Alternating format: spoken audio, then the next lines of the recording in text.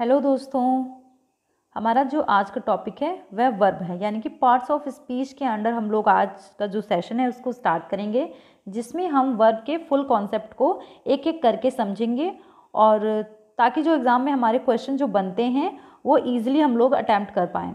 तो चलिए बिना देर किए हुए हम अपना आज का जो टॉपिक है उसको स्टार्ट करते हैं। सबसे पहले अगर हम बात करेंगे वर्ब की, तो वर्ब की एक स्टैंडर्ड डेफिनेशन है जिसमें हम लोग ये जानते हैं कि वर्ब क्या होता है। वर्ब यानी कि किसी काम का होना या करना, ठीक है, उसको हम लोग वर्ब यानी कि क्रिया कहते हैं, ठीक है। और क्रिया के इस तरीके काम करने के कारण ही जो है हम इसको डूइंग या स्टेट वर्ड भी कहते हैं, ठीक है। और उसके बाद अगर हम लोग वर्ब की बात करेंगे तो इनको जो है दो भागों में जो है बांटा गया है, डिवाइड किया गया है। Number one is auxiliary verb और मेन वर्ब, ठीक है। ये दो पार्ट्स में हमने जो है वर्ब को डिवाइड किया हुआ है और इसी के अंडर जो है सारी वर्ब्स आती हैं और इनके फर्दर डिवाइडेशन जो है हम लोग आगे जानेंगे और उससे रिलेटेड जो है कुछ एग्जांपल्स भी सॉल्व करेंगे। सबसे पहले अगर हम बात करें ऑक्सिलरी वर्ब्स की, तो ऑक्सिलरी वर्ब्स क्या होते हैं हम पहले ये जानेंगे, ठीक है। उसके बाद मेन वर्ब के बारे में जानेंगे। अगर हम बात करें ऑक्सिलरी वर्ब की, तो ये ऐसे वर्ब्स होते हैं जो किसी अन्य यानी कि किसी दूसरे वर्ब के साथ हमेशा यूज़ में आते हैं, ठीक है। जैसा कि यहाँ पे लिखा भी हुआ है, वे वर्ब्स जो अन्य वर्ब्स के साथ जो है प्रयुक्त होते हैं ऑक्सिलरी वर्ब कहलाते हैं, ठीक है, यानी कि हेल्पिंग वर्ब कहलाते हैं। इनके साथ कोई दूसरा वर्ब जरूर होगा, ये अकेले नहीं आएंगे। ये तो हो गई हमारी बात ऑक्सिलरी वर्ब की एक डेफिनेशन। क्या होते हैं ऑक्सिलरी वर्ब? यानी कि ऑक्सिलरी वर्ब वो वर्ब होते हैं जो किसी अन्य वर्ब के साथ में यूज़ होंगे, ठीक है। उसके बाद ये जो ऑक्सिलरी वर्ब होते हैं इनको टू पार्ट्स में डिवाइड किया जा सकता है, मॉडल्स और प्राइमरी ऑक्सिलरी वर्ब्स। अगर हम बात करेंगे मॉडल्स की, ठीक है, तो मॉडल जो होते हैं ये कभी भी मेन वर्ब का काम नहीं करेंगे, ठीक है। मेन वर्ब का काम मॉडल कभी भी नहीं करेंगे। और जो हमारे प्राइमरी ऑक्सिलरी वर्ब्स हैं इनके अंडर हम लोग किनको रख सकते हैं, जैसे कि सबसे पहले यानी कि प्राइमरी ऑक्सिलरी वर्ब क्या होते हैं। ये जो प्राइमरी ऑक्सिलरी वर्ब होते हैं ये हेल्पिंग वर्ब और जो मेन वर्ब है वो दोनों का काम कर सकते हैं, ठीक है। प्राइमरी वर्ब जो हैं हमारे हेल्पिंग वर्ब और मेन वर्ब का दोनों का काम कर सकते हैं, ठीक है। बट ये जो मॉडल्स होते हैं ये कभी भी मेन वर्ब का काम जो है नहीं करेंगे, ठीक है। ये हमेशा ही हेल्पिंग वर्ब के रूप में यूज़ होंगे। और प्राइमरी ऑक्सिलरी वर्ब में हमारी जो है कुछ पार्ट्स आते हैं, जैसे कि बी हो गया, वर्ब की बी फॉर्म हो गई, जैसे कि बी हो गया, इज़, एम, वाज, वर, ये सभी चीज़ें जो है हमारी प्राइमरी ऑक्सिलरी वर्ब में आती हैं। और डू के डिफरेंट फॉर्म्स हो गए, जैसे डू, डज, डिड, ठीक है, डन, ये हो गए। और इसी के साथ हैव के डिफरेंट फॉर्म्स हो गए, जैसे हैव का हो गया, जैसे हैव हो गया, हैड हो गया, ठीक है, ठीक है। तीनों फॉर्म्स आ जाती हैं, first form, second form, third form, ठीक है। हैड के जो हैव के तीन फॉर्म्स हो गए, हैव, हैड, ये तीनों ही जो है हमारे प्राइमरी ऑक्सिलरी वर्ब्स के अंडर आते हैं, जो कि हमेशा ही हेल्पिंग वर्ब और मेन वर्ब दोनों के रूप में यूज़ हो सकते हैं। तो बिना देर किए हुए दोस्तों हम अपना जो है कॉन्सेप्ट स्टार्ट करते हैं। सबसे पहला कॉन्सेप्ट हम लेंगे मॉडल का, जो कि ऑक्सिलरी वर्ब या हेल्पिंग वर्ब के अंडर हमारा हेडिंग आता है, ठीक है। मॉडल जो होते हैं कभी भी जो है मेन वर्ब का काम नहीं करते हैं, ठीक है। ये हमेशा ही हेल्पिंग वर्ब होते हैं, ठीक है, और मेन वर्ब के रूप में कभी नहीं यूज़ होंगे। तो मॉडल्स कौन कौन से हो गए हमारे? Can, could, may, might, will, would, shall, should, must, ought to, ये हमारे ऐसे मॉडल हो गए हैं जो किसी भी सेंटेंस की अगर हम बात करेंगे उनमें सिर्फ हेल्पिंग वर्ब के रूप में ही यूज़ होंगे। इसके अलावा अगर हम बात करेंगे हमारे तीन मॉडल्स यानी कि ऐसे हैं जिनको हम मार्जिनल ऑक्सिलरी वर्ब कहते हैं। नीड हो गया, डेयर हो गया एंड यूज्ड हो गया, इन तीनों को ही हम लोग मार्जिनल ऑक्सिलरी वर्ब्स कहते हैं।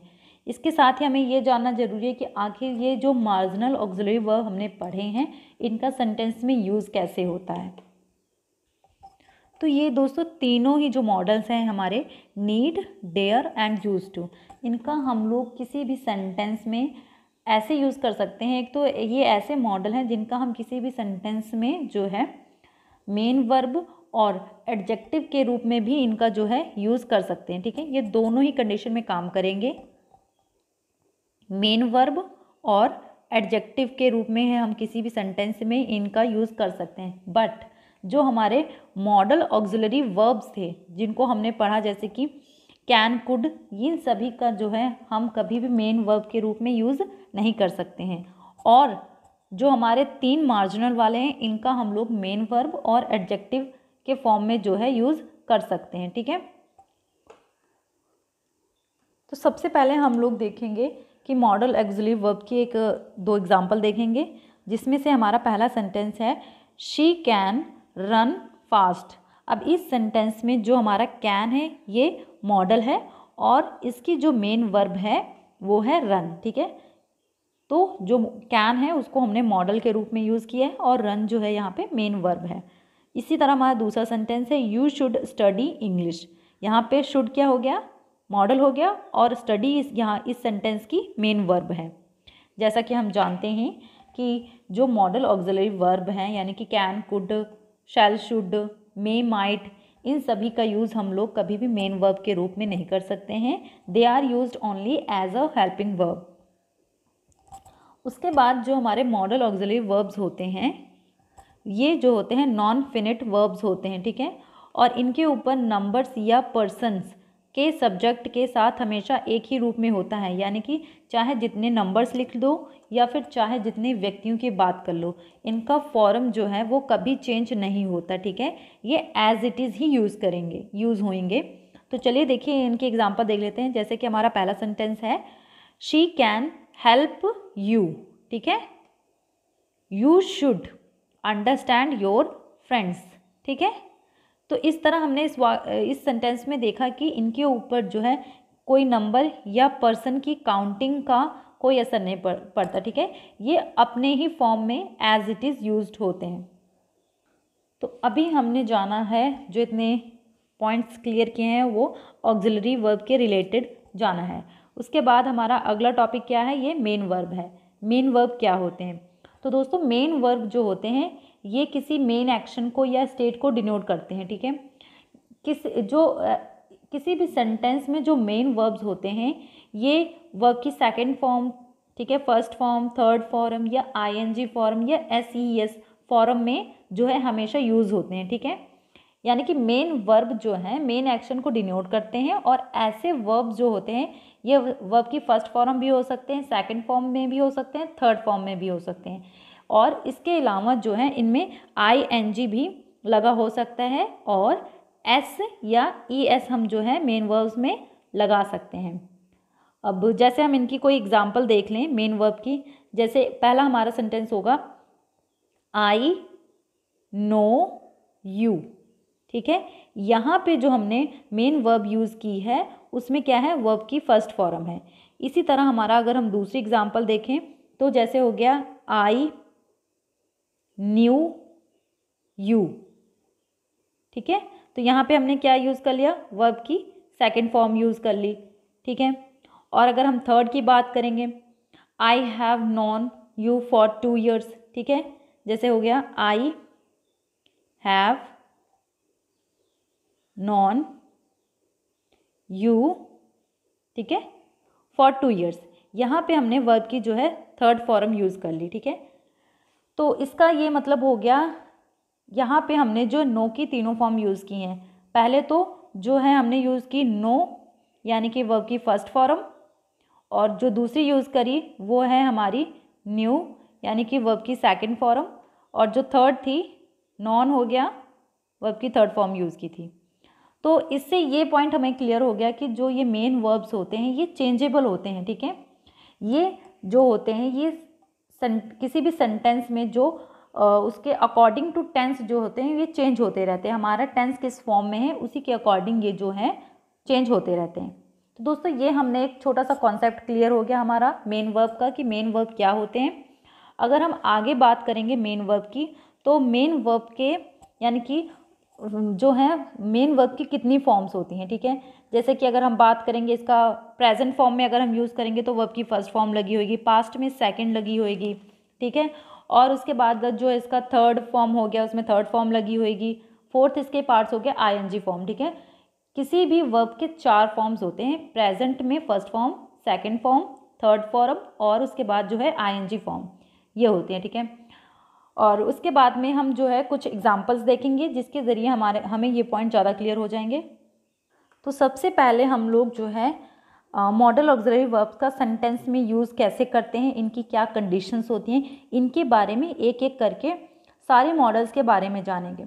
तो दोस्तों जो हमारा सबसे पहला टॉपिक होएगा वो होगा कैन कुड का। आज हम लोग जो कैन कुड और मे माइट और मस्ट का किसी सेंटेंस में कैसे यूज़ होता है और इसके रिगार्डिंग क्या रूल एंड रेगुलेशंस हैं उनके बारे में जानेंगे।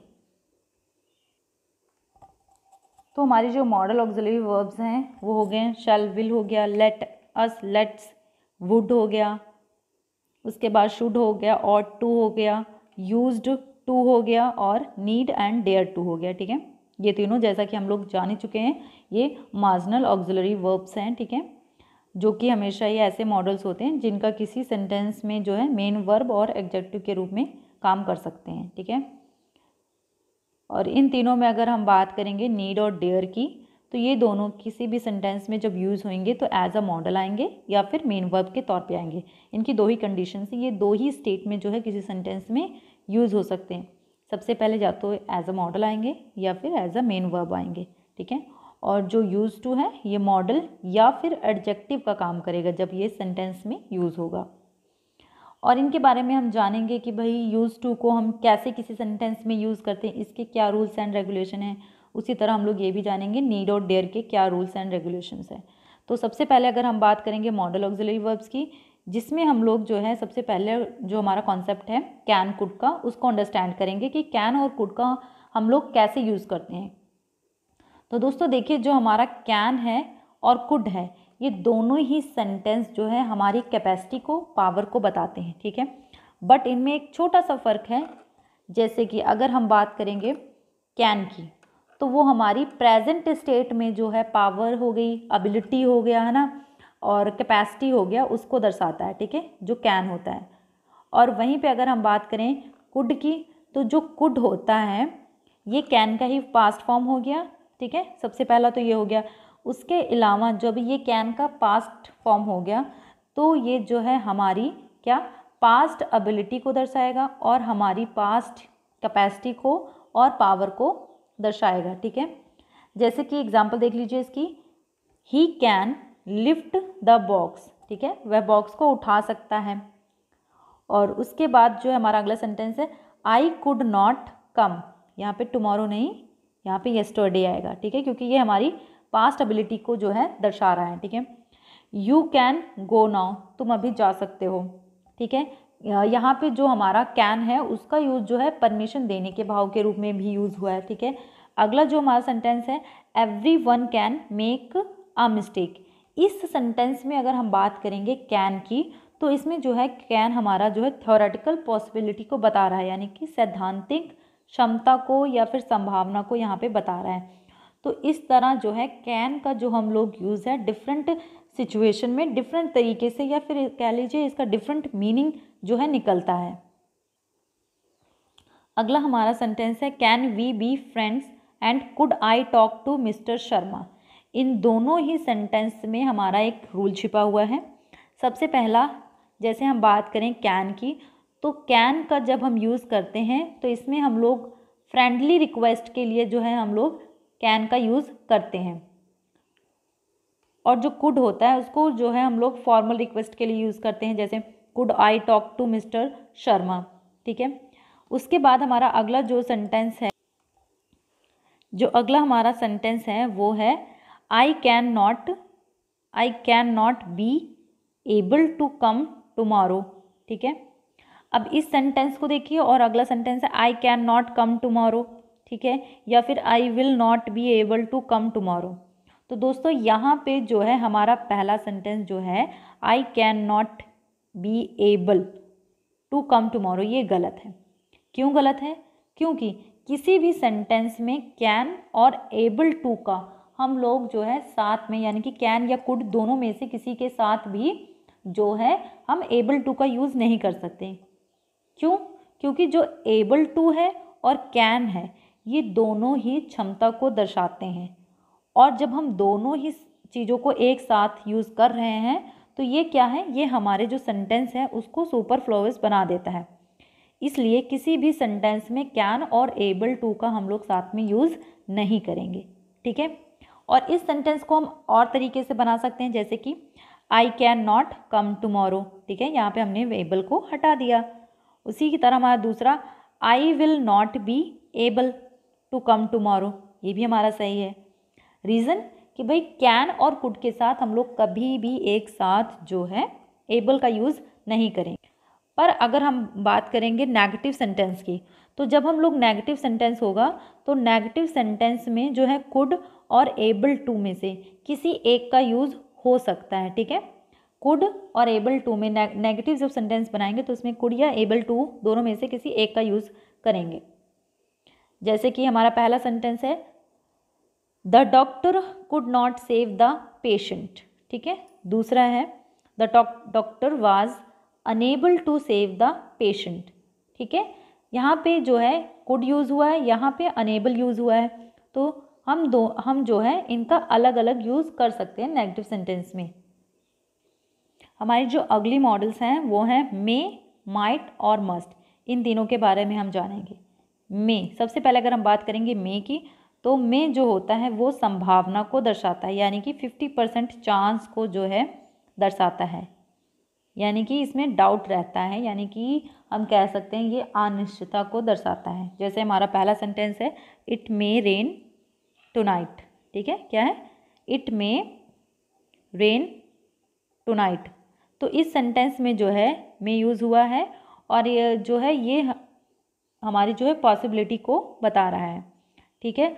उसके अलावा जो हमारा मे है, इसके डिफरेंट यूज़ हो सकते हैं। जैसे कि मे का यूज़ हम लोग विश के लिए कर सकते हैं जब हमारी कोई इच्छा होती है, या फिर मे का यूज़ हम एक पोलाइट रिक्वेस्ट के रूप में भी कर सकते हैं, ठीक है। जैसे इट मे रेन टुनाइट, शायद आज रात को बारिश हो जाए। मे यू लिव लॉन्ग, ठीक है। तो ये हो गया हमारा मे। उसके बाद अगर हम बात करेंगे मे की, कि इसके अगले जो हमारा सेंटेंस है वह है, we eat so that we may live. अब इस सेंटेंस में देखिए दोस्तों,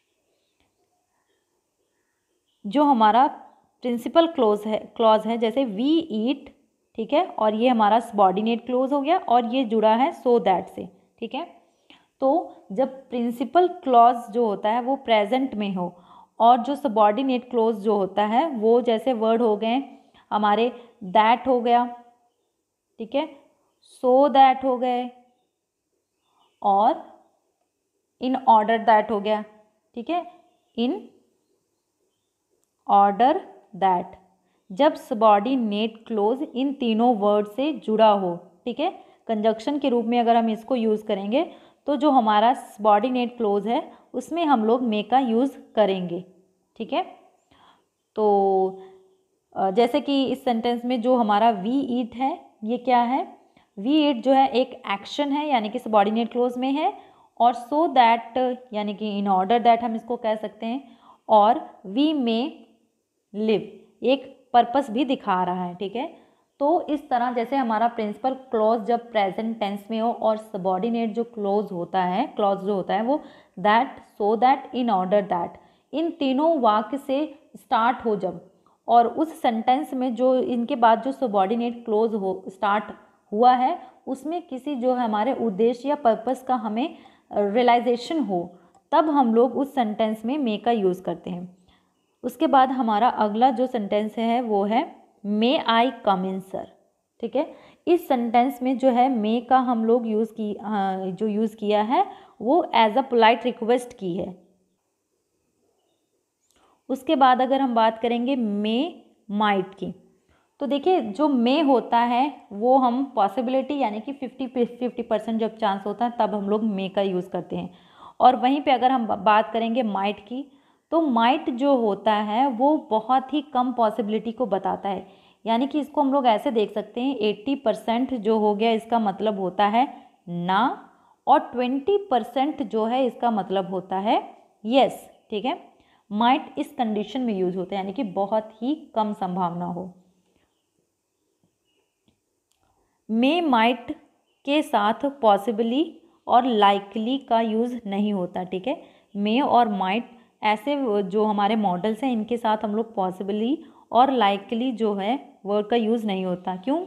क्योंकि पॉसिबली और लाइकली का वही मतलब हुआ जो मे और माइट का होता है, यानी कि दोनों ही जो है संभावना को दर्शाते हैं। जैसे कि हमारा पहला सेंटेंस हो गया we may possibly come tomorrow.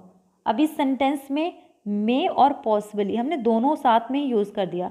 जब हमने दोनों ही चीज़ों को साथ में यूज़ कर दिया तो इसने हमारे सेंटेंस को सुपरफ्लूअस बना दिया, ठीक है। इसलिए हमारा ये सेंटेंस जो है रॉन्ग हो गया, ठीक है।